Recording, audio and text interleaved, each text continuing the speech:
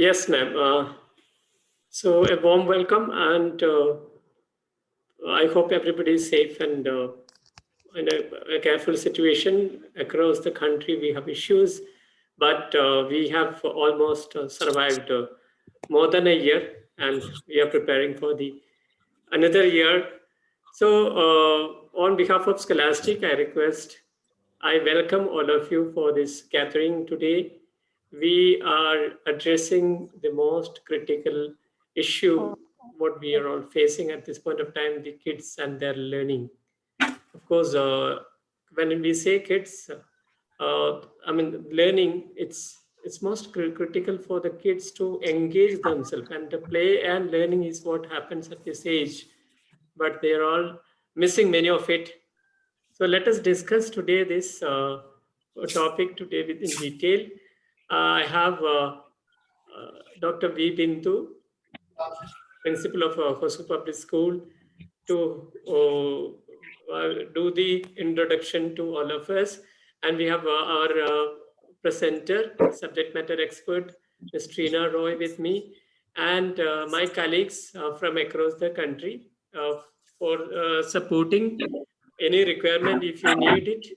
So without much ado, I will pass this on to Bindu ma'am. Over to you, ma'am.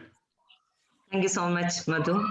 Let me, at the beginning itself, express my sincere gratitude to Scholastic Group for arranging this webinar, and that is really the need of the hour.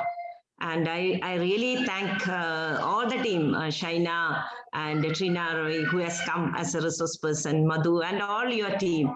Thank you so much. And see, this, why I've said that this is the need of the hour means everybody is worried. No, we have never expected that this year also would go as online. We have deep inside our heart, we expected that this year the school may be able to reopen and kids will be back to school. But that hope is shattered now with the arrival of the second wave of COVID-19, and it is really damaging. It is creating all the havoc all over the country now. So online learning is the only panacea now. So kids at home, but you know that this is the very crucial time for our kids. So I believe that many parents and many teachers have joined today, and for your understanding, let me just tell you that 85% of the brain growth happens at this time. This is a very crucial and critical time, 3 years, 3.5 years. That's very critical. So even 2.5 years, your child must be engaged productively. That is what NEP 2020 also says. That's why we are taking admission now at the age of 2.5 years. It was formerly 3 years, but 5-6 months earlier, all the schools are taking the kids admitted. And see, there the learning doesn't mean writing and the traditional way of learning. It is something different. It is engaging them, giving them a lot of experiences and all. So what I said that now this is the only solution. Online learning is the only way we can engage our kids. But at any cost, we have to engage our 2.5-year-old kids. From 2.5-year-old to 3-year-old, 3.5-year-old, we should engage. We shouldn't neglect, we shouldn't underestimate that. Now the schooling is not very important for them. It is as important as the senior secondary classes, they go into the school. These kids also must be engaged, and the learning must happen. Learning in a different connotation. So online comes along with it a lot of challenges, and that will have definitely the impact on our kids. They have not seen the school at all. For them, school means the screen, and the teacher means somebody who is they cannot touch, they don't feel. So somebody on virtual mode. So I know that through my parents, I have come to know that they are really worried because kids are spending more time on screen. So screen time is increased. They don't have any other choice. So, and what to do? That definitely will have an impact on the health issues, the eyesight. Okay, yeah. So here today by attending the webinar, many of you are concerns and worries, you will have an answer. That is why we have organized, Hosur Public School has taken this initiative to organize a webinar today so that many of the concerns and the worries of the parents and all the stakeholders can be attended today. So see, now the another issue along with the increase in the screen time is the emotional, no connection. No, it is not at all. They are not at all emotionally connected with the teachers or the friends. So that is another reason for the children that may produce or make our children more self-centered and selfish. So we need to develop the social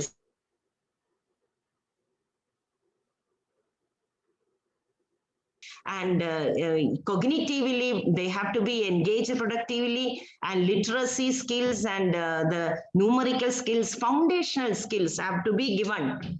If that is not given, that will definitely have a negative impact when the child becomes old. So that is one issue, and I know that many parents are working, so they cannot be with the kids all the time because their presence is very, very important.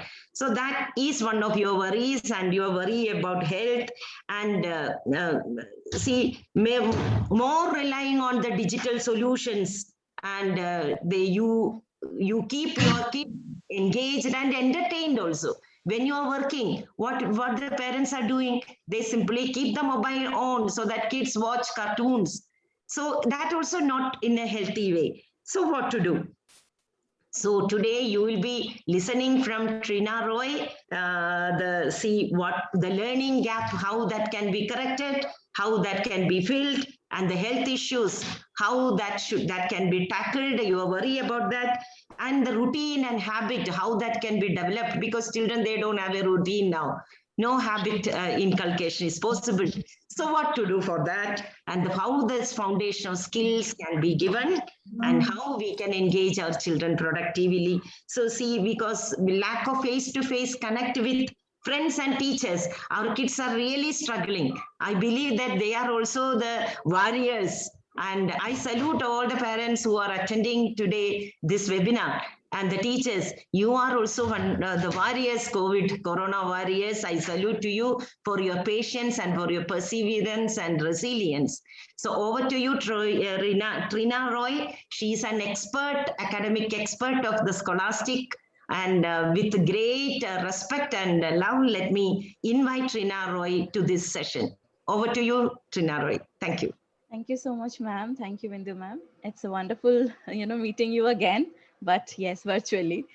So yeah, very good morning. Thank you so much, all of you, that you took out time on a Saturday morning and you are here with us for this wonderful webinar.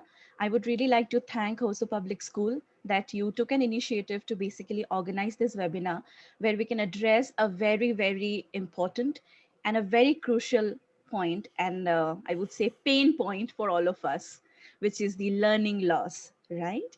So without further delay, let me share my screen with all of you, because I have made a little bit of a presentation that helps me to basically jot down my ideas, and I can share some kind of researches that were going on across the globe that found out, some kind of data, some facts that could be an eye opener for all of us, right?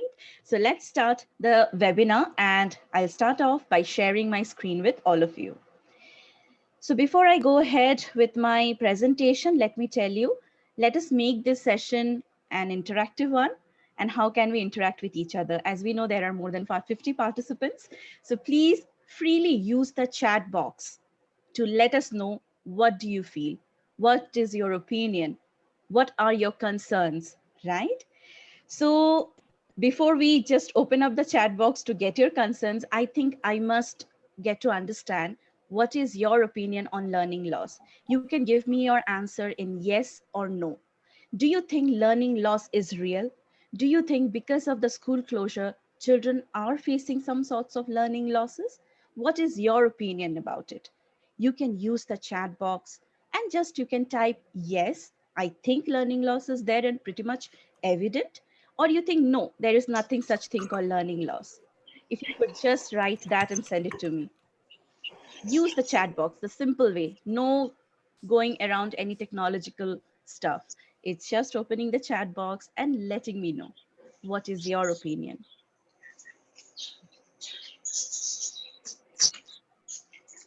So I see my chat box, the first. Okay, just a second.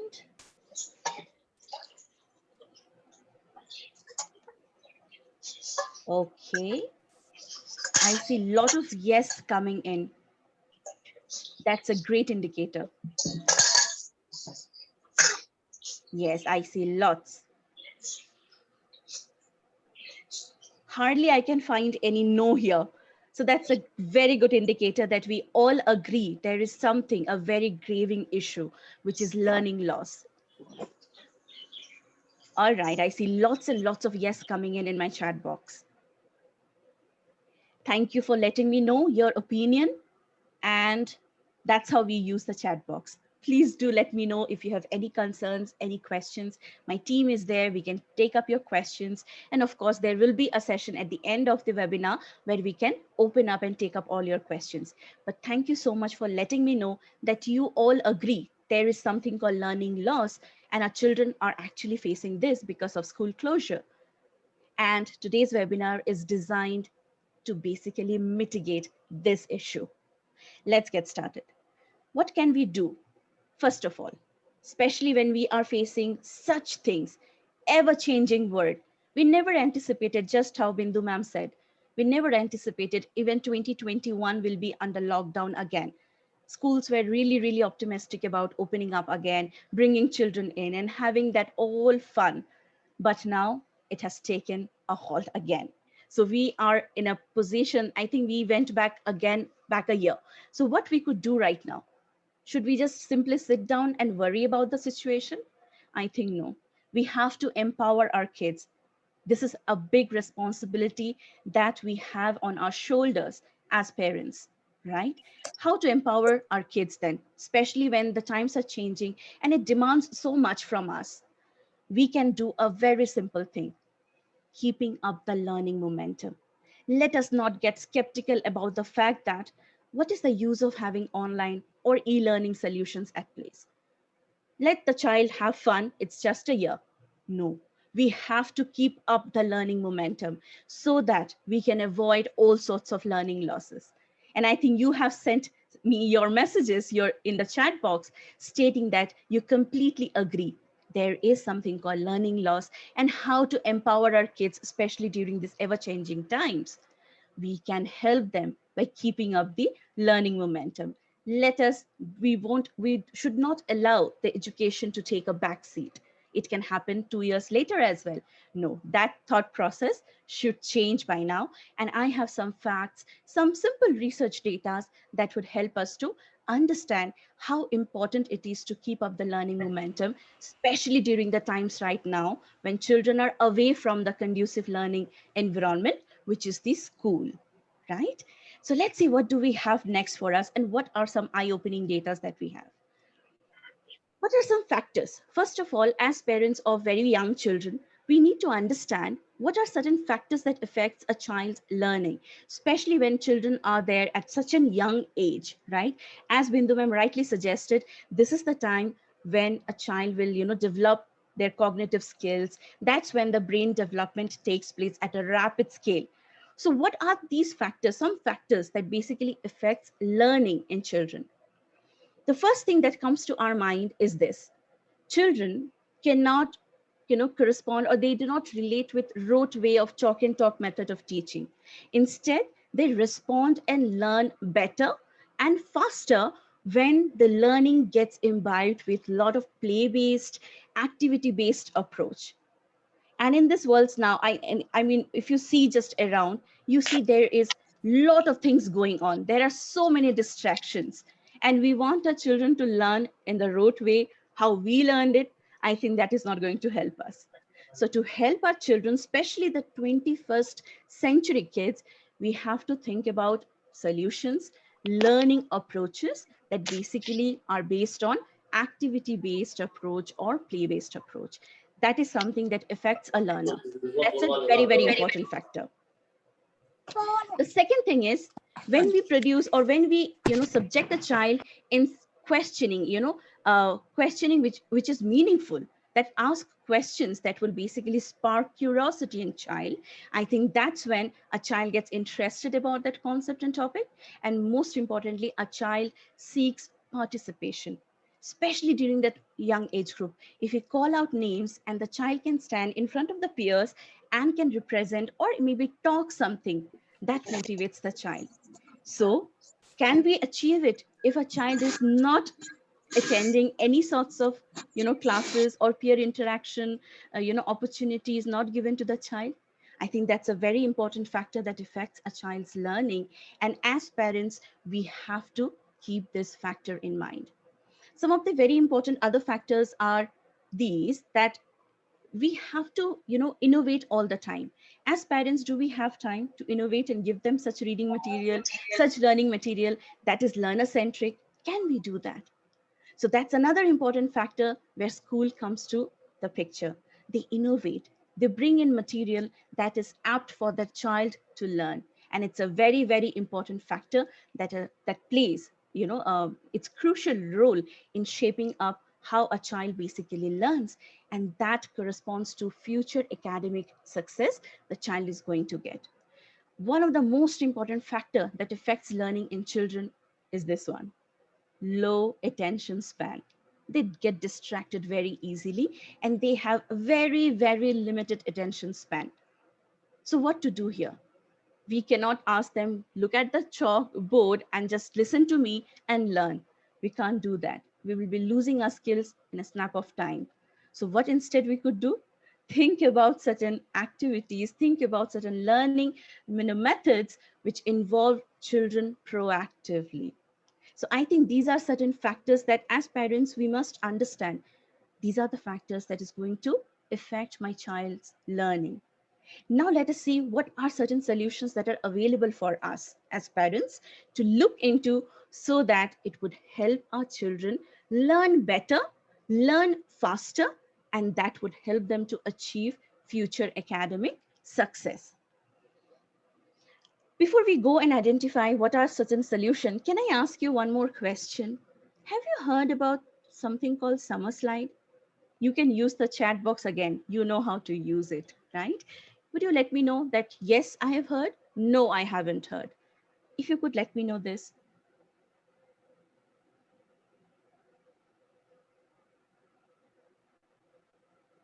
No. All right. Some more answers, some more responses, please. No, I haven't heard. All right.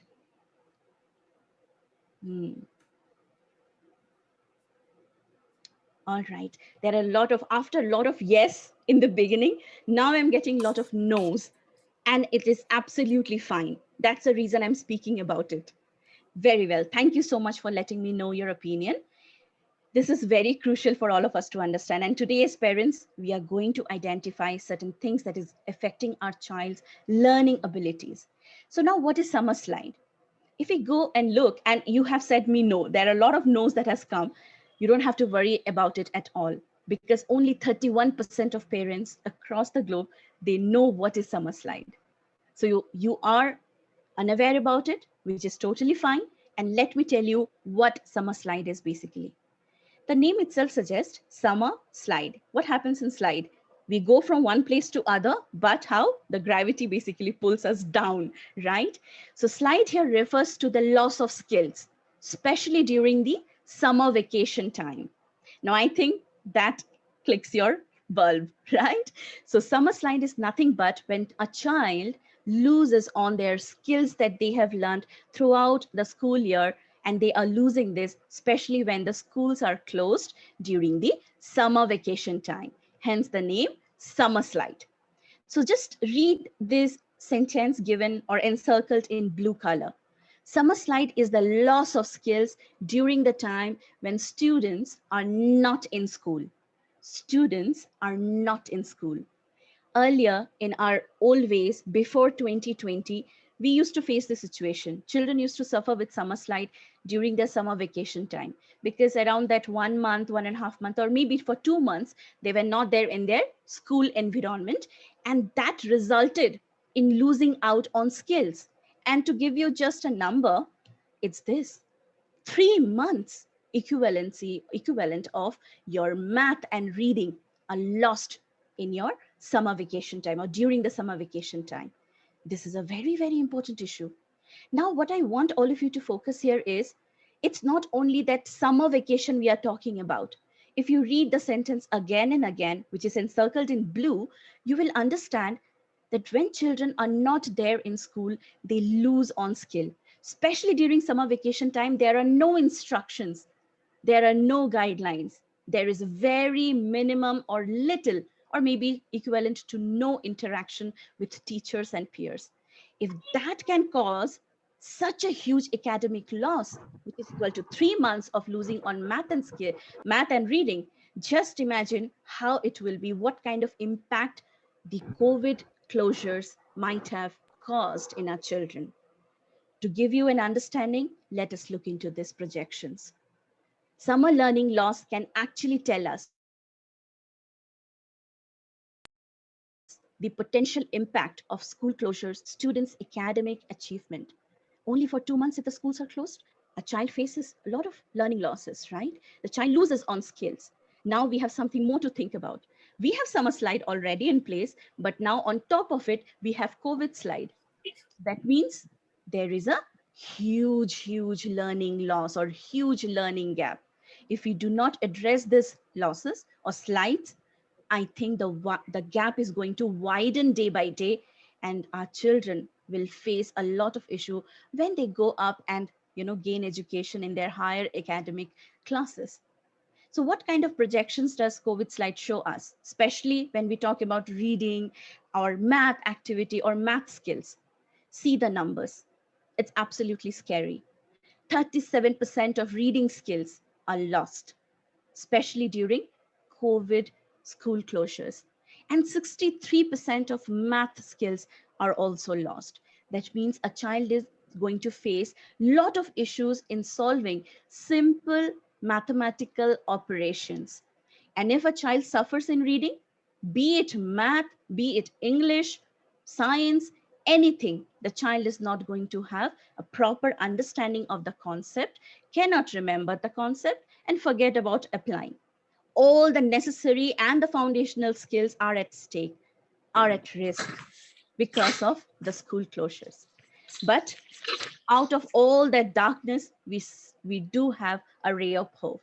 But before identifying what is a ray of hope, I think we have to go and understand, are there any kind of research data that talks about it or have done some kind of research on this? Our very own Azim Premji University, Bengaluru, they have done a comprehensive research on this. And do you know what they have put it a name across this? A nationwide crisis. I think it gives me chills, it gives me goosebumps. When I read this, research paper as a parent, and let me tell you, I'm a parent myself of a 3-year-old kid. And I am really, really worried about the situation our country is facing right now. This report was published in Times of India. And very clearly, the Azim Premji University stated their research that very, imperative, but very simple skills and foundational skills like oral expressions, writing skills, reading fluency, or even listening and understanding or comprehension are getting lost in a large scale in children due to school closures. This is absolutely worrying, right? And you know what teachers have said? When they interviewed teachers across the country, especially in Bengaluru, what the teachers have stated, and this is something I want all of you to hear to me very clearly. The teacher said, and they get emotional about it, that once they used to tag that child as an intelligent child, even that child faces difficulty in understanding simple sentences and doing mathematical operations, which is considered to be very mundane or maybe very simple, right? So just think about it. This learning loss, we cannot, even if you're an intelligent child, or maybe you are little regressive, or you are not so intelligent child, all of them are getting equally affected. Maybe the gap for a child who did not pace up to become so-called intelligent might have a greater impact than a child who is actually having a great cognitive ability. But learning loss is affecting children of across all age group, across all kind of cognitive levels, children, whether it is a boy or a girl, high income family, low income family, doesn't matter. It is evident and it is affecting our children, and we all have to worry about it and think about solutions. Because if it is not addressed quickly, this is going to engulf our future generation. I don't want to scare you by giving these data, but this is the research and that's what it indicates and talks about it. Now, if we go and look, it says that if this COVID-19 slide or learning loss is not, contained or not addressed, the hurt could last a lifetime. And there was a research and the report was published by McKinsey and Company. Those who know about data analysis, you know how McKinsey and Company does their comprehensive research. And whatever data that they publish is based upon a lot of verification in data analysis. What they have said that it's very important for all of us to look into this data and understand, or look into this statement and understand. They said when they estimated that what could be the learning loss or how much a child will lose if the child is not involved in any sorts of learning or remote instruction or even online learning, how much a child is going to lose on. Just look at the data. They estimated that children who remain enrolled in remote learning, online classes, virtual classes, could lose around 2-3 months of learning, which can be, overcome, especially during mitigating the learning gap before we start off the next academic session. It's easier for the teachers, it is easier for the parents to basically close the gap because the gap is not that wide. But what is highlighted in red, just look at the number. If a child is not receiving any instruction, is not involved in any sorts of remote learning or virtual learning, the child can lose up to 12 to 14 months of learning, whatever the child has learned, in their previous years. I think this is an eye-opening data for all of us, especially parent. Now, as a parent, when I look at this data, I'm getting really nervous. So that means when my child is in grade 5, say, so my child will have the cognitive ability of a grade 3 child. How overwhelming that will be for my child. He will not be able to read, understand grade appropriate text, and the child will come back to me with a lot of apprehension and lot of frustration that I'm not able to read, I'm not able to understand, maybe this is not cup of my tea. But back, I know what happened. It's the slides, it's the learning loss that plays that game. We have to address this issue as soon as possible. So what are certain options that we have? And I think you have this notion in your mind that she's talking about the solutions, but showing us all those graving problems and data that might affect our child's learning.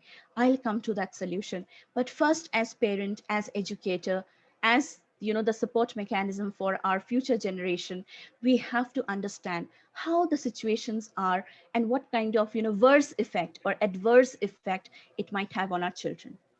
So if our children are not receiving any sorts of instructions, they are not involved in peer interaction, or they are not involved in interaction with teachers, a child is going to lose around 14 months of whatever they have learned. And this is something we all have to reflect on. Moving ahead, if we just try to summarize that what happens, what does learning loss statistics show us? We don't have to read all of that, just focus here, which is encircled in red.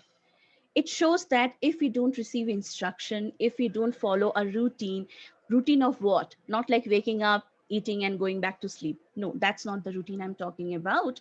I'm talking about a routine that means waking up, joining a class, participating with peers, talking and taking instructions from the teachers, completing a task. I have my day structured productively.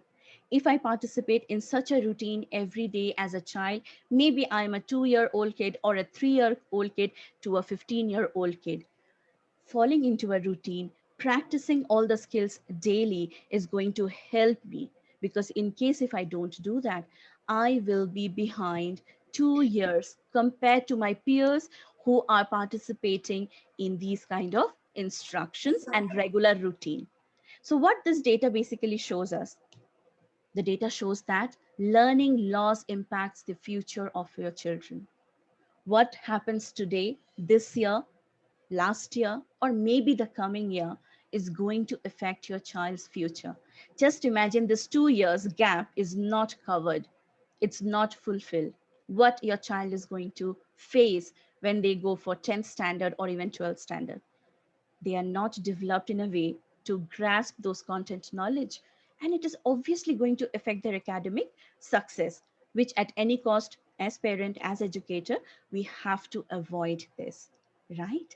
So until now, what we have seen, just to do a little recap so that we are not lost through the presentation and the webinar, we saw, we understood, we all agree there is something called learning loss. We also identified what this learning loss is basically and how to help mitigate those. The first thing is empowering our kids by keeping up the learning momentum. We cannot halt or we cannot stop or break that momentum. If we do so, there is something more graving, a dangerous situation we are facing, which is summer plus COVID slide. Now, this is a slide that, you know, that impacts our child because it basically influences all those skills that a child has learned throughout the year, and they lose on some imperative skills that correlates to their future academic success. So that clearly shows us falling into a routine is absolutely imperative because we cannot jeopardize our child's future at all, especially when we talk about academic success. Now let's look into this. Now let's look into the black clouds are there, but still there is a ray of hope. We know there is a substantial math, reading, and some other skills that are lost, especially during the school closures. But what we could do instead, that's what Dr. John, he is actually helping us to understand. What Dr. John say, who is senior director of research and development at Illuminate Education, he says that through regular screening, support, and practice, we can work together to ensure that children are not left behind.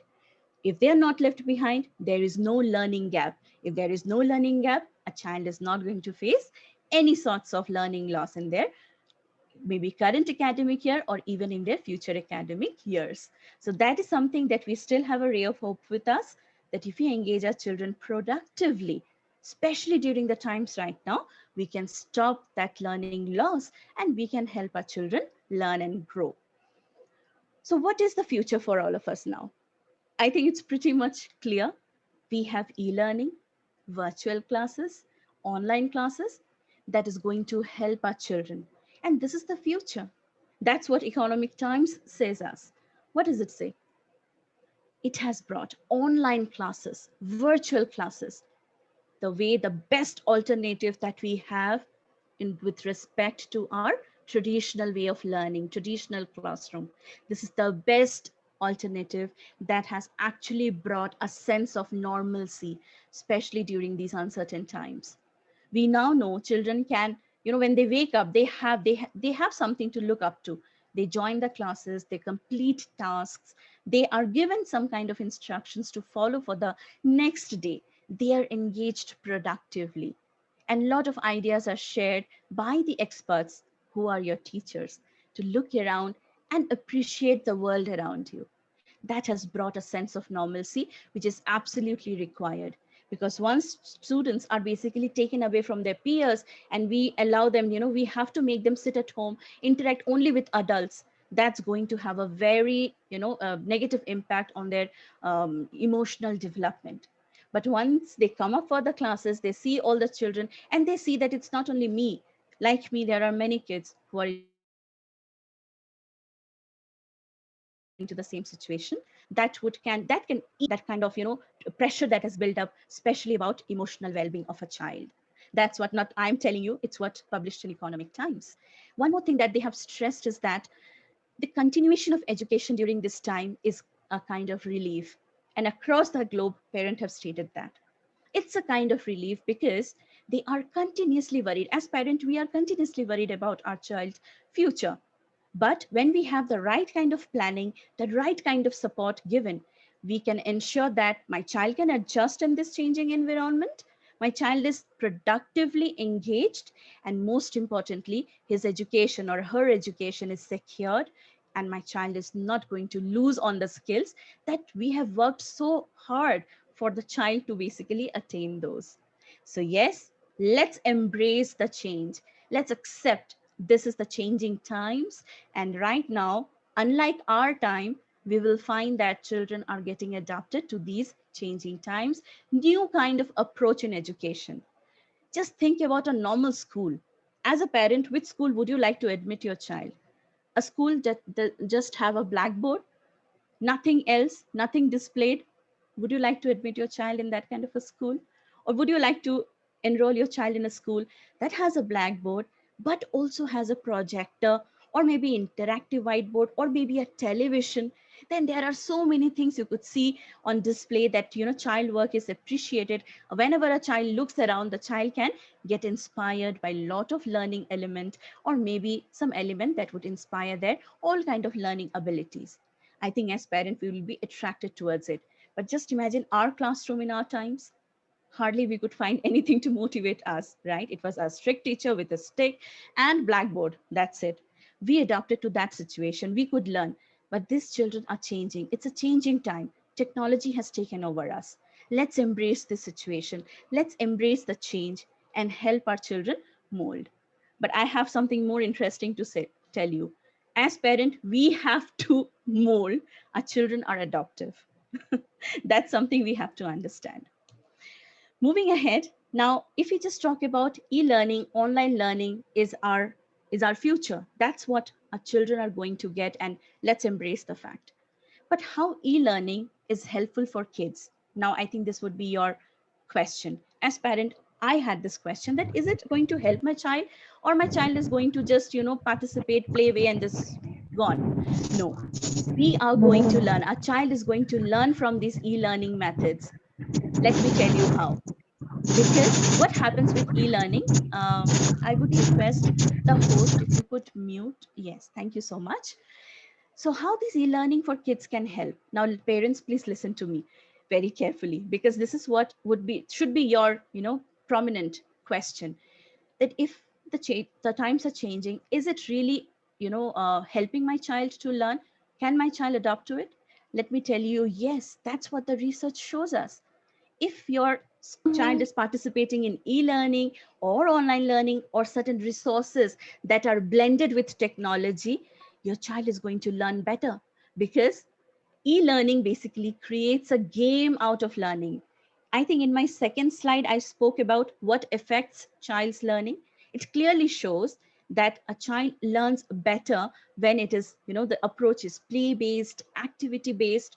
So don't you think when you have a resource that is blended with technology, that uses game out of learning, I think that's when a child is going to participate proactively, is not getting overwhelmed, and learning at the same time.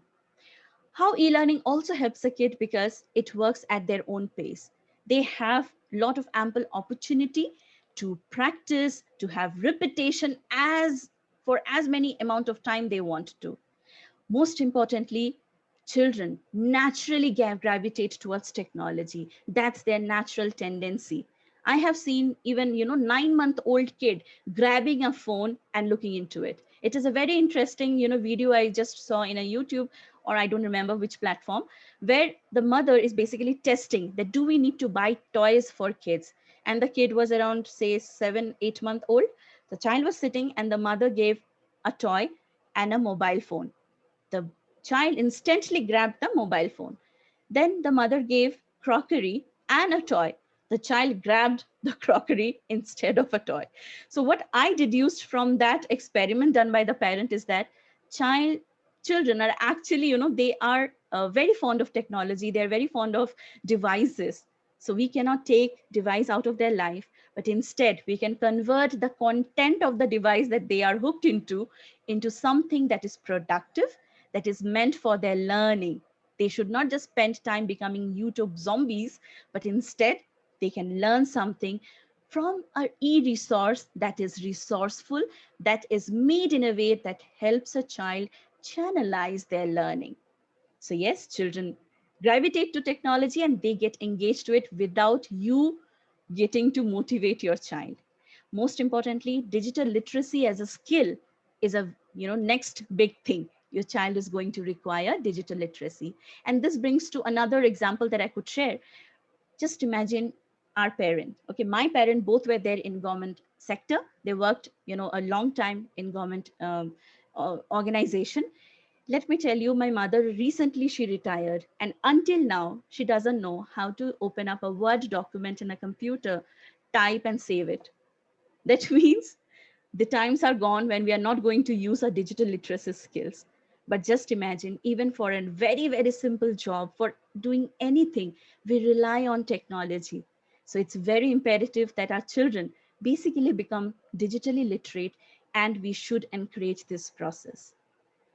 When an e-learning or online learning happens with certain resources that are blended seamlessly and meaningfully with technology, that is going to help our child become independent reader and learner, because they can practice at their own pace and time, they can master their learning, and of course it is child centric, right? So I hope now, as parent, a lot of our skepticism has gone, that whether online learning, e-learning is going to help my child. Yes, it is going to help your child. So if we just move ahead, I think I can talk about it by using certain example to clarify any kind of doubts if you have. So what am I talking about when I say e-learning is going to help my child? E-learning is going to help child learn it in the way they want to. I have some two examples to talk about it. One is, say for an example, since I represent Scholastic, so I will be using Scholastic resources as an example to talk about. I know how impactful these resources are. Just for example, the first one, World of English. The name suggests this is a resource made to develop the capacity, the ability in a child to develop English language competency in them. Now, I'm very proud to say that Hosur Public School is the user of this program, and they know how impactful it was, especially during the times when children were locked up in their house because of school closure. The education, the learning did not take a backseat. Teachers were prepared, and they were able to communicate, they were able to transfer the knowledge as how they wanted to without getting affected because of the school closure. That's how learning resources that are blended with technology, or in simple terms, e-learning resources, are going to help us. It's just one example where a lot of play-based activity is given for a child to practice, to learn. It basically helps a child to receive information from all their senses, by seeing, visual, by listening, which is auditory, and by participating.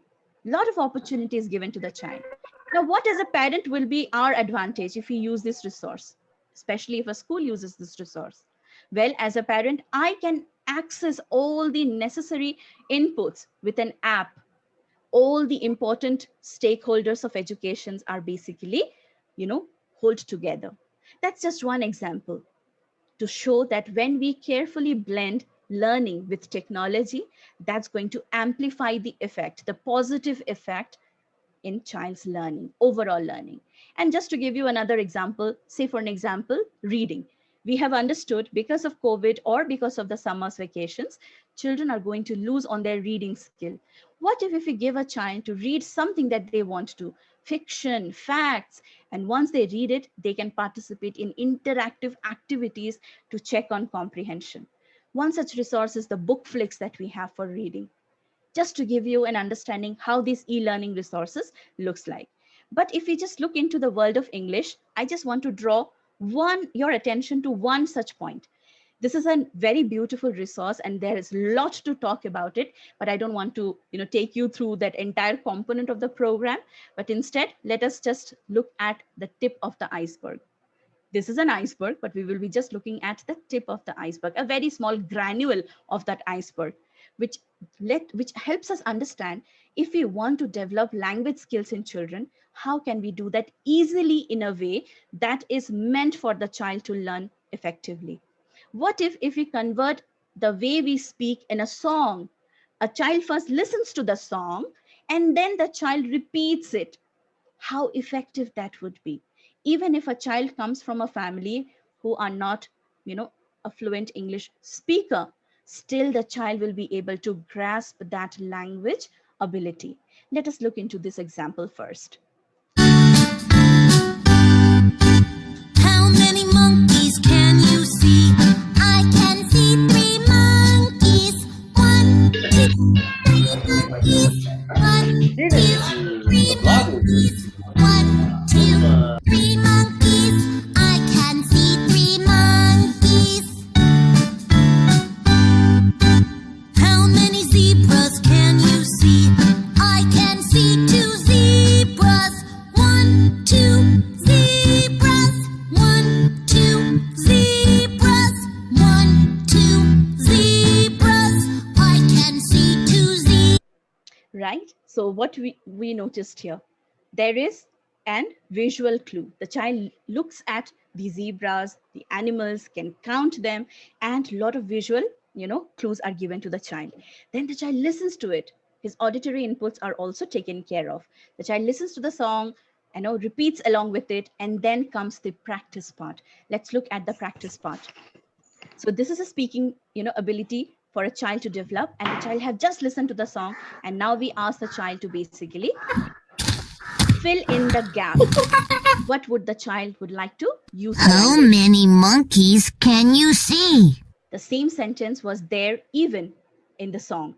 Now the child will be given I prompts, can see 3 monkeys. and if a child gives the correct answer, we can play it again so that that becomes a reinforcement. How many zebras can you see? I can see 2 zebras. See, so the inputs are given, the kind of prompts are given. Child gets equal amount of opportunity to practice, to participate, most importantly, and see how seamlessly the program is designed that helps a child to look into it, listen to it, repeat it, and then practice and check on whether he or she is able to do it in a way or not. And it is just about one skill, one small activity. The program is designed scientifically, especially to help very, very young kids. And I think better than me, Hosur Public School can speak about it. They are the user of the program, and they have seen a considerable improvement in a child's ability, especially when we talk about English language competency. So now if we move ahead, I think e-learning solutions for kids are the need of the hour, and certain things that helps e-learning become so successful maybe are the game-based learning, or maybe using the kind of a virtual reality that we can talk about. So how does game-based learning helps? If you just look into the video that I have just shown you, here we basically ask a child to look into the poem or the song, and then we ask them, what should the person say when somebody asks this question? That makes a lot of interest in a child to participate, and that allows them to become, maybe do the role plays, or they participate very proactively in learning and exchanging their ideas. So game learning, game-based learning is certain thing that is enabling our e-resources, just the one that I have shown you, because a child participates through online interactive activities way better than the rote way of teaching and learning. Now, these activities, these resources that I have just shown you also allows a child to play through the internet medium, through the digital medium, and they can participate in jigsaw puzzles, or any kind of other things. So what does it happen? How what kind of skills a child can develop? Not only they engage productively, but it improves their social skills, and improves their digital literacy skills and spatial awareness, which is an absolute skill the child is going to require in their future academic lessons. Most importantly, it is way ahead than the boring way of doing maths or language. It's very much interesting, and a child, it's based out of based on the child-centric way, how a child basically learns. It's made for them, so they enjoy it way better than any other rote way of teaching and learning. So that's how a game-based learning, especially with the technology blended resource, is going to help you. And if schools are already equipped with it, I think you should be absolutely worry-free, because the learning momentum is on, your learning gap is closed, and your child participates in a in a way that is ideal for the child to basically learn. The other thing is immersive learning, where, a lot of stimulus, especially the visual, auditory, just how I have shown you using the video, it helps a child to understand those concepts better, and it is designed in a way they are comfortable enough to learn. So now, if we talk about another factor that all parents are looking into, that these are two things. First, accessibility and flexibility. These are flexible, both can be used in physical classroom, online classroom, makes it flexible so that even if another lockdown happens, if we just resume back to school, I wish it happens soon. If it happens like that, even then you should not, you should not be worried about, oh my God, what am I going to do? We are using this resource, my child is going to get acquainted with it, and now again there is a lockdown, my child is going to lose out on the skills. No, it is very much flexible and can be used in all kind of situation. That's the power e-learning or online learning resources are going to empower our educators and empower our readers or learners. Now, just to sum it up, what I have spoken about, taking an example of the program World of English, like why are these e-learning solutions so successful, not only in India, but across the globe? Let me tell you, all children across the globe are getting educated through e-learning medium or through resources blended with technology, because all educators across the globe understand how much a child, they respond to technology blended resources. Some of the pointers, just to sum it up, are these. First, it is based on game-based, activity-based, or learner-centric approach that is ideal for your child to learn certain concept. Second, why are these very flexible? Why are these very successful? Because these are flexible and you can access them through your mobile phone. You get in touch with the school and you can help your child learn back at home as well with, just like this. It's very simple to do that. Then it is self-paced. A child is not participating in any sort of rat race. It is self-paced, designed in a way that would help a child, learn it in the way they are comfortable with, in a pace that they are comfortable with, and gives them ample opportunity to practice and reinforce skills. The other pointer could be engaging children productively. We don't want our children to look at the system and just look at YouTube videos which has no learning outcome, but instead we can engage them in this fun game based method where they will be looking into letters, alphabets, they will be doing some activity about how, what kind of sound does that particular letter makes, how the speaking activity could be done. Lot of learning can be done, but the approach is game based so that we can actually trick them that yes, you are playing, but instead you are also learning something. Most importantly, continuous interaction with teachers and peers. If a school is using this, they know how much important it is and how much helpful it is to bring out meaningful discussions in the classroom, engage everybody productively. And most importantly, it supports your young readers and learners in various types of way that complements their learning process. Just to sum it up, e-learning resources or virtual resources that blends with technology basically helps a child learn better, especially during the times right now where they need positive reinforcement, they need productive engagement. Use these resources. That's an advice from a parent to another parent. All right. So let me tell you, dear parents, children are really, really adoptive. As parent, we might have a lot of inhibition. My child cannot do that. My child cannot do this. But let me tell you, children are adoptive. They have adopted so well in this changing environment. When the schools were, suddenly they moved from physical to the online learning because of school closures, we were skeptical how my child is going to adopt. But just see how beautifully they have started learning, interacting. They know better how to use and navigate a computer than a parent, right? Just to give you an understanding, what happens, the very common form of learning, especially with young kids, is TPR, total physical response, basically combining any words with any kind of physical activity. It could be done very easily in a classroom. Children are, excited, just like this one. They dance, they jiggle, they look at each other, and they do. But now as parent, we might be skeptical about it. How TPR can be done in a virtual classroom? Now he is my son, look at him. When he's participating in online classes, he's doing a TPR as well. Just look at the charm he has in his face. Correct? Now let's pat our knee. Hmm. Stomp your feet together. Now let's blink our eyes. So he basically follows all the instructions that the teacher is giving from the computer. He does that, he participates, and I am, happy to see that he's participating, he's learning all the necessary skills, which maybe as a parent I'm not aware of, is basically taken care of. So what I want to draw your attention here is, let's redefine the triangle. And what is a triangle? Who are the important stakeholders in this triangle? Teachers, parent, and student. Student, they know I have to learn, I have to read, we need certain things, but how to enable that? Once you and your teacher basically join hands together, we can redefine the support mechanism that works really well to reshape our child future. Let's think about it. Let's think about redefining the triangle, support the education of a child by thinking in a way that how it will, how my child is going to learn, what are these resources that is going to help my child to basically learn and conquer the kind of losses that is scaring all of us.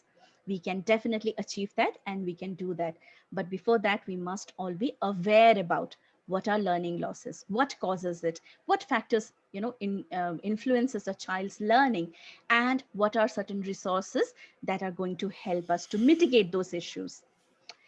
Now, we can work together to build a solid foundation, but only when we can build a solid foundation if a child participates regularly. If he misses the classes, if he doesn't show up, obviously the child is going to lose out on the learning and fall behind their peers who are already into a routine. Most importantly, if they are away from the classes, away from the education that school and teachers have meticulously put together, these are carefully sequenced lessons.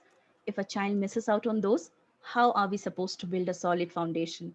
Even when we construct our house, what do? We ask our contractor, or maybe who's ever dealing with that house thing, make the foundation good.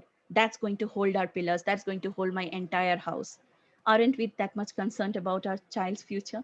If the foundation is not strengthened, we cannot create any kind of structure of learning above it. So let's start working here. Let's build the foundation first.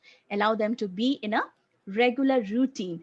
Allow them to participate in lessons that are carefully structured and designed in a way a child is comfortable to learn.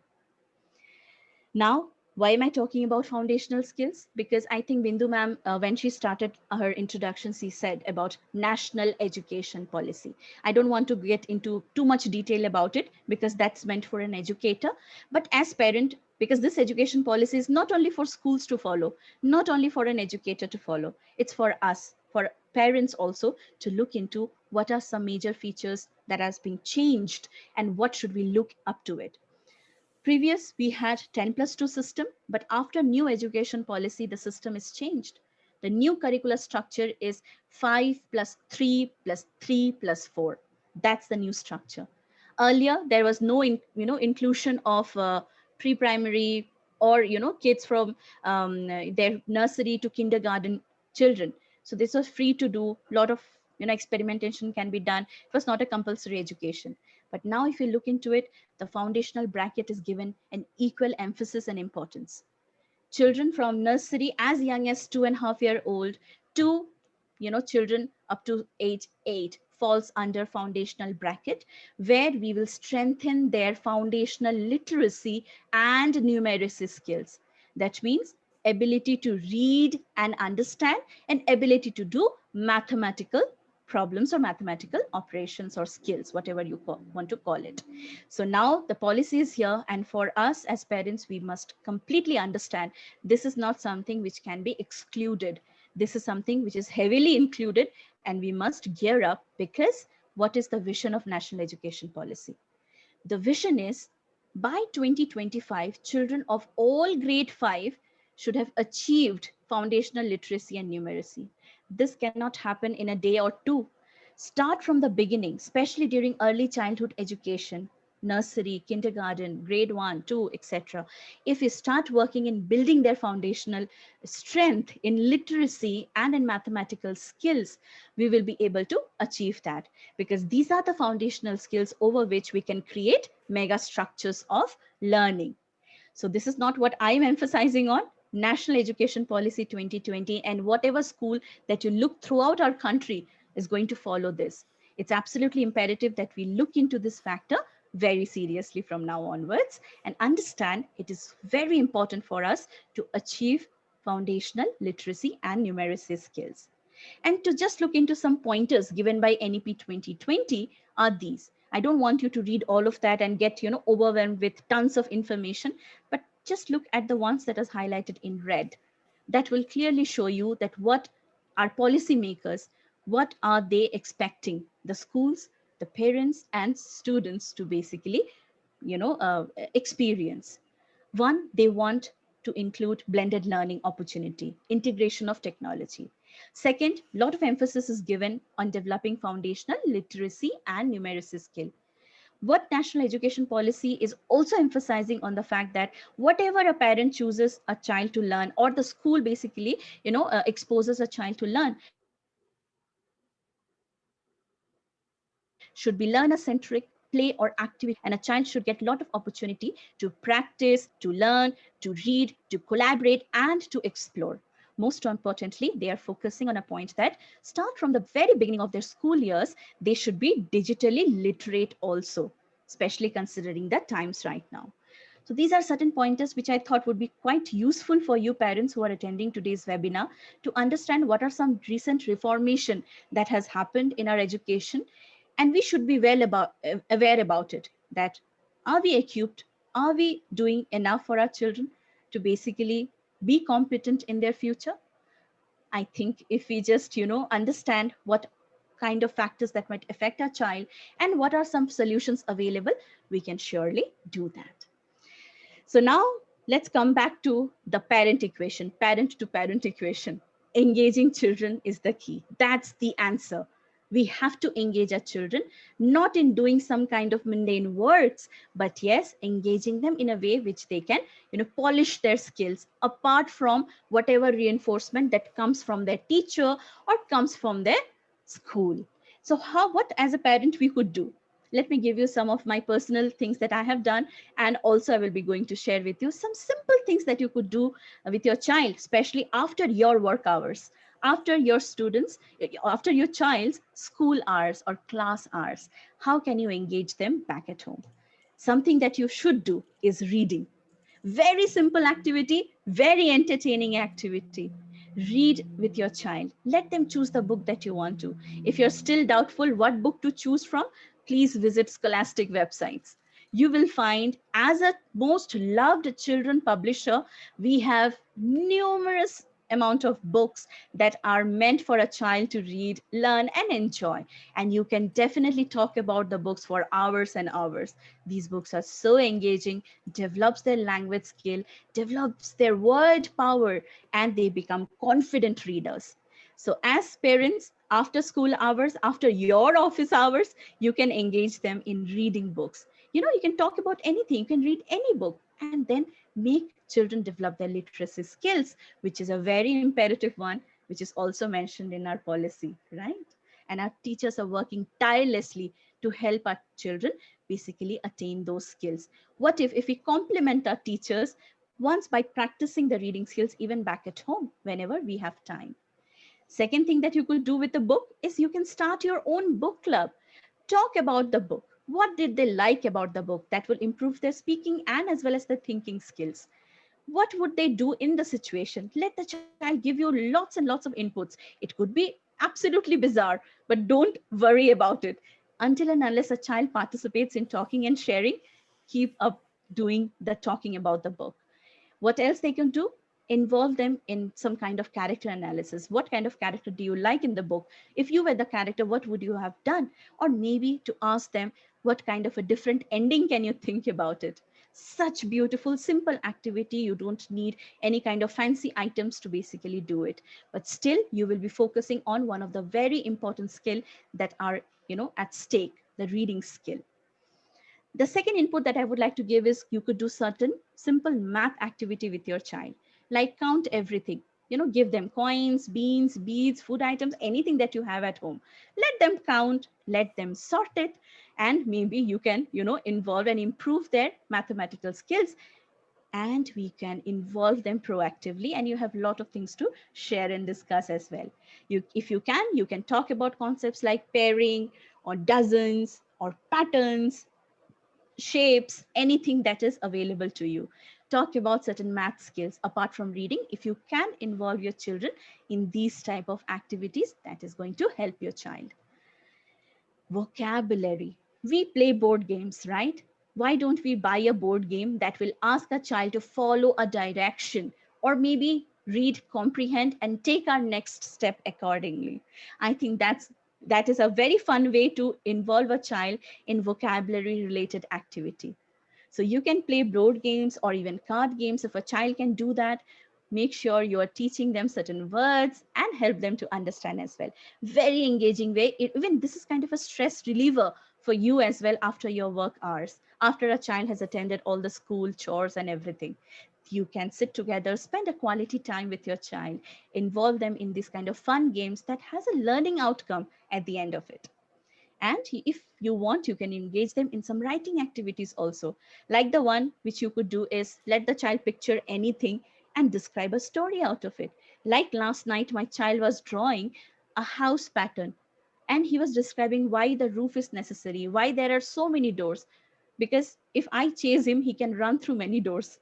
That's what he gave me the answer, and I was absolutely awestruck about it. That yes, if you make house with so many doors, I can never chase my child, right? So that's how the inputs comes from a child, which is very, very, I would say, we as a parent, we will be very happy to listen to it. These are some tips that comes as a parent to another parent, which you could actually do with your child with minimum material, minimum support. But in case you are innovative, you have material at your place, you can have some kind of STEM related activity, science, technology, engineering, mathematics. Yes, even with a very young, child, like make music from water, or engineering a toy shoot, or maybe Cheerios tracing activity. You can do with Cheerios, or you can do with cornflakes or chocos, anything that you have at home. So these are the activities which can be done. But yes, as parents, we lack ideas, right? Where to get those ideas? Let's rely upon some experts. These experts are termed as teachers. They know what activities are age appropriate, what activities are going to help some kind of learning outcome. We can decide upon them. Let's see what kind of inputs and tasks they give us, and we try to do it with our child back at home after all our chores and needs are taken care of. So involve them in art, lot of painting and art, because colors are something, that helps a child to, imagine better, be more creative. Let their hands get dirty. Involve them in a lot of painting and art related activities. And I have some important some videos to share. As I have my son, this is the best example I can show you. So what we do here is I help him to interact with nature. So nature means we cannot go out, or for obvious reason. So what I instead help my child to do is interact with nature, just looking at the balcony plants that we have. Now he's very young, he can relate only with shapes or maybe the colors. So I help him to interact with the nature and identify different colors available in nature apart from your paint box. So look how he, interacts with me and shows me different colors. Flower. What is this, Vita? It is pink flower, pink. Pink flower. Okay, and this is what? This is Show me the red flower. come here. Red flower. Wow. Show me green leaves. I told you. Yes. Okay, green color. Where is the red color? Triangle. And show me square. And then we can actually make use of household items. We don't need some, fancy things or fancy items to go. And maybe due to this lockdown, we may say we cannot go and fetch things from stationery shops. You don't have to. Make best use of household material just like this. I cut out breads to make shapes, and I make sandwiches with these breads and feed him. So, be resourceful and do not waste on materials. But instead, we can actually involve them in a lot of, learning. Just look at this, how he identifies shape by using simple material, not the one I draw in a piece of paper and give him. It's something that he can hold, touch, feel, and even eat. So let me play this. Triangle. Triangle. And show me square. Square. And show me circle. Circle. Thank you. Yeah, so he's happy and he's getting excited because as a parent, I'm involving with his studies. And something, a little complex concept for him, which is kind of sorting, even that also can be done very easily using household material. For this study, I have used the nuts and I have asked him to sort it. Better sort it. I shot Sort karo hai. All almonds together. Very good. Very nice. All right. So this is how we can use, I think these examples are definitely going to help us to basically channelize, a child's time and make them participate in these kind of learnings. This can be easily done when your child has done with the school learning and they seek your attention, they seek your time. So as parent, you don't need fancy items at all. What you need is just look around yourself. You can take inputs from teachers and then start engaging your child. So what can we do? What are our role as a parent? Let's look into these points very quickly. One, be the strength of the teacher. That's what a teacher, a school is basically looking for. They cannot achieve that milestone until and unless we help them to do it. Then be supportive of whatever your child is doing. Let us not criticize or help them, or he's doing that, why are not you doing it? So not that. Just support what your child is doing. Every child is learning at their own pace. Every child is different. Let the child complete the task at his own pace. No rushing. We have enough time. No comparisons. Most importantly, maybe the task is incomplete. We don't have to worry about it. What instead we have to think about is participation. Participation in classes, participation along with their peers is very important, and participating in any kind of activity that you are doing with your child is important. No prompting or criticizing, as I have already said you, and don't you sweat over materials that you need. Look around your house. There are ample amount of things that you could make use of. Most importantly, when you have certain things regarding cognitive development of a child, please make sure you're contacting with the school, you're talking to the teacher. The teacher has lots of experience, lots of learning. She is trained basically to address these issues. If you're struggling with something, behavioral issue, emotional issue, cognitive issue of a child, make sure you're sharing that with the school and the teachers. They are going to help you out with the best solution. Most importantly, always remember the learning triangle that we spoke about is only complete when you, teachers, and your child basically learn and grow together, not in isolation. So let's come and join our hands together to basically help our child, overcome the learning loss and have future academic success. So I think that's it for the webinar today, dear parents. Thank you so much. Thank you wholeheartedly. That we absolutely appreciate all that you are doing for your child, especially to make the education happen, especially during these trying times. Keep on trying, keep on helping. And I hope this webinar was of a little help for you to look into, different perspective of how to help your child read, learn, and grow. So thank you, dear parents. Thank you for listening to me. And I think this is the time for Q&A and feedback. Trina, we have a short presentation by our General Manager Naveen. All right, I'll stop share. Yeah. Yes, I will stop share. Please keep your questions with yourself and make sure that you're sharing it with us. Yeah, over to you, Naveen. Yep. Thank you so much. I guess, it would be wise to have questions and feedbacks from parents first, in case if there are any. Before I make 2 slides, I've just got 2 slides to show to you. And what Trina did was, made us all responsible all across, gave us a lot of tips and strategies for the school owners, for the parents, and of course, for all of us at Scholastic also. And I think we have a lot of work at hand. So any queries, any doubts on what Trina has presented, please go ahead and ask those questions. I will It's take love. only 2 slides to present. Yes. So it's very lovely to see in my chat box. Harshini K says entire 2020 was in summer slide. Absolutely. Absolutely. That's true. So yes, parents, if you have any questions, you can unmute yourself, you can talk to us, or you can just use the chat box. It's imperative for us to know what you are thinking. What's your ideas now when you have seen the data that talks about learning loss and the resources that might help our child to basically overcome those. We would love to hear from you. And even teachers, if you have something to share, do you agree with whatever I have shared with you?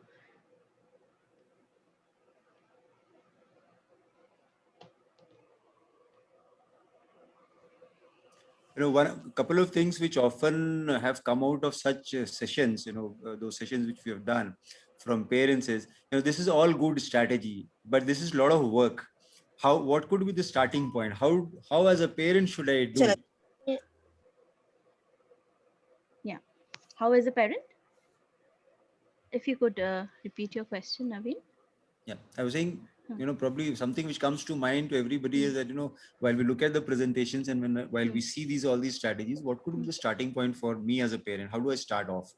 How do I Okay. do? How do I do? First, initially, as a parent, that I faced was I was not sure about what are the factors that affects my learning. I think the webinar pretty clearly showed you that we have to engage our child in a way they are comfortable enough to learn, and most importantly, engage them. Right, to start off with, now engage them with some fun activities that I have just shared with you. I think that should be the starting point of it. And in case, I always emphasize this fact, cognitively, if you want your child to develop that learning ability, and you definitely face certain kind of input issues, or maybe you see some kind of issues a child is having in learning, please contact your teacher. They are the right people to help you out with your concerns. Let them do not lose on the momentum of learning. Let them continue. And especially during the summertime, I think you all are getting aware. I see a lot of no's in my chat box that says about they don't know about the summer slide. There are so many summer camps going on. Why don't you start enrolling your child in summer camp and see what kind of difference it is making when we try to engage them in a very productive lessons that are structured in a way that will help your child to read, learn, and most importantly, overcome all those slides and losses that we are talking about. I think that should be the starting point. Yeah, thank you for bringing us there. The other day we were talking to the heads of institutions at Hosur School, and exactly the same kind of discussion came in that while the school is having this Scholastic World of English program, why don't we create a summer program for maybe a month's thing? And our objectives there was very simple. What we wanted to achieve is very simply, this is what our kids are, as on today, and we wanted those kids to reach somewhere here. It's all learning gaps and learning levels is fine probably, but the first and the foremost thing for each one of us as parents, as educators, is bringing back the happiness and the excitement for the children. Lockdown though has been kind to a lot of us, but then when you look at the younger ones, they are missing out their friends, they are missing out their families, they are missing out on the activities, they are missing out their peers. So what we propose as Scholastic is bringing in, to remove away this this boredom or this lack of excitement in the kids.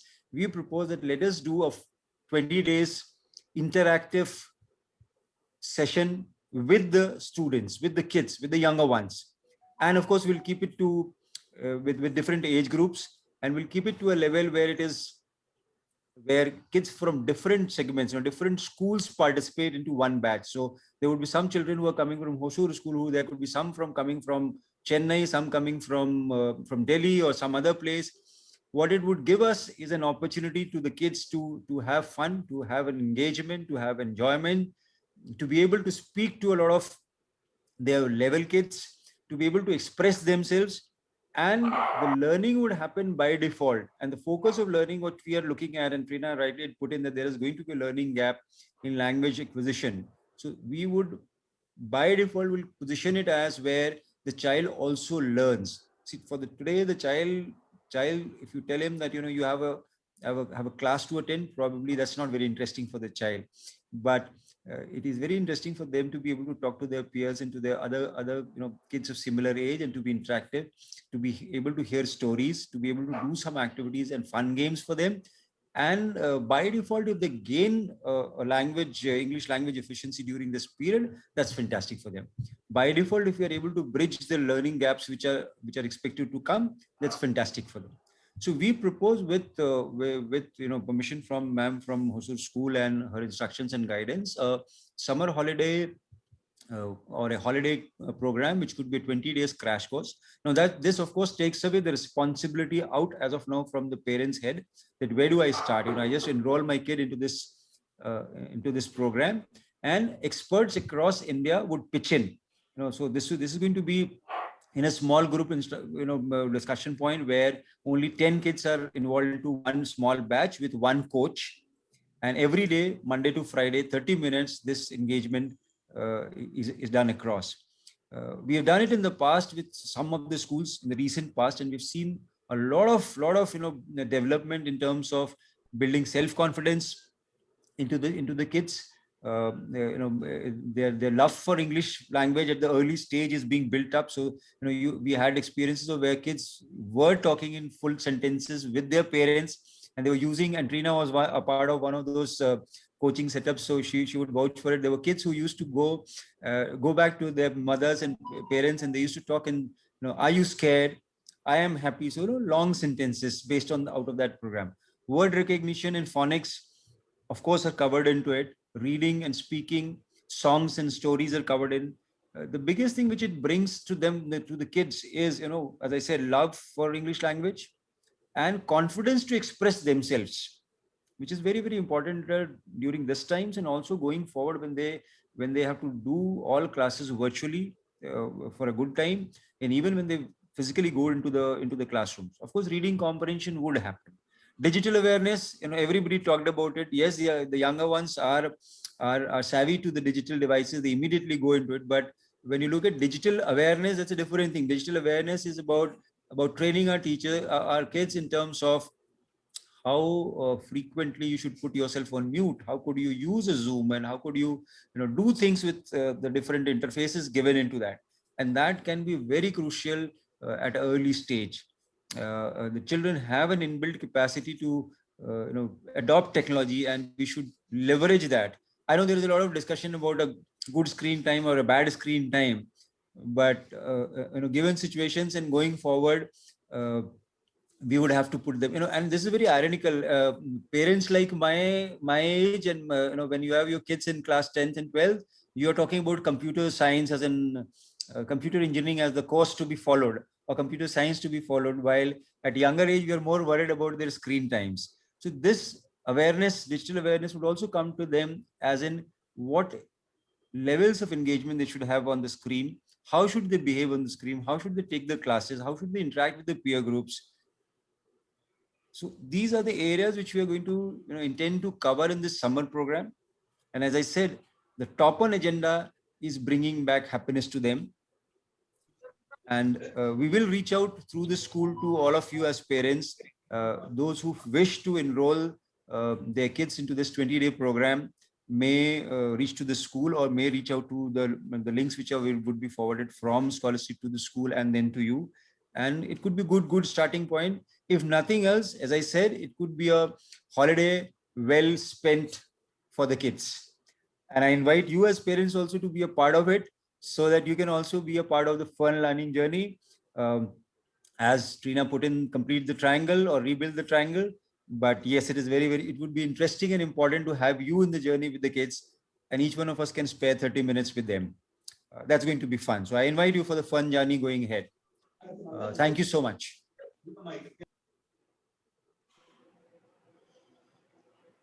So We thank have you, Naveen. some feedbacks. Yeah. So any questions, any concerns if parents you have? I see a lot of encouraging words in the chat box. Thank you for supporting our ideas. Thank you that you feel this information was necessary and it was important. So, but if you could just hear from parent, what do you think? Especially about engaging children, and to start off with I think the summer learning, program. I think that should be a great starting point. Once we have analyzed all those datas, those were not meant to scare you at all, but yes, to make us more aware what's going to affect our child's, learning. Sorry. One more thing which I wanted to add is, all parents from Hosur Public School, they stand at a great advantage of, and I'm not saying others are not, but they stand at a great advantage of the summer holiday program which we extend to them, because the school itself is running the program of SWE, so it is an addition to what the school is already doing in language efficiency. The only difference is we are going to bring in more experts across India to pitch into the program. So while the school teachers carry on the good work which they are doing, this additionally brings you flavors of cross India of expert teachers who will be taking this 20 days program with your kids, and probably they will be giving a very, very different dimension to the whole program. But it would remain in sync and continuation of what Hosur Public School is already doing.